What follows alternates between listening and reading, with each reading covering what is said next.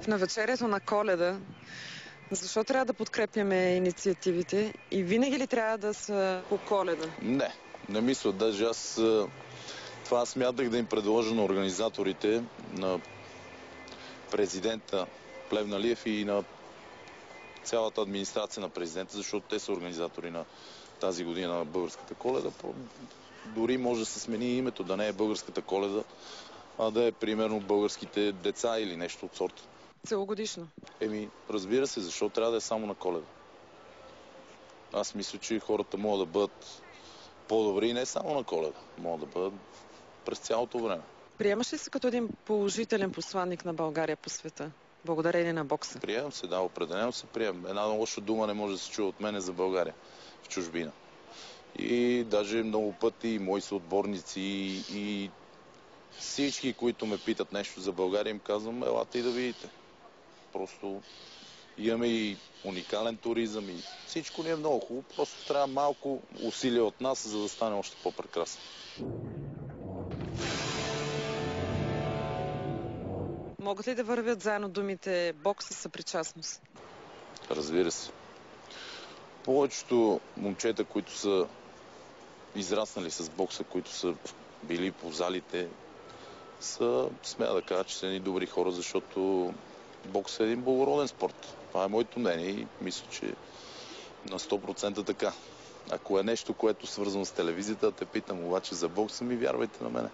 Чувстваш ли се супергерой? Не. Супергерой? Още не съм станал Батман. Или човека паяк. Често ли боксираш стената? Стената? Не. Стената не. Но в залата, сигурно на тренировка, може би, хвърлям по 3-4-5 хиляди удара на тренировка, което е нормално. Дразни ме, че постоянно от всякакви страни чувам, примерно, това е само в България, това е само... Ние сме си ние и трябва да на първо място да не се плюваме, а да се харесваме. Оттам тръгва всичко. Ти правиш ли жестове извън празниците? Винаги правя жестове. Аз съм такъв човек. Каква година изпращаш за теб? Годината за мен е много успешна. Много успешна, но ето, че доказах още един път, че българите с нищо не отстъпваме на другите народи и с нищо не сме по-лоши и както сами обичаме да казваме, второ качество хора, примерно. Какво трябва да променим в себе си? Да бъдем по-толерантни един към друг и всеки да си гледа неговата работа. Не да гледаме в паницата на други.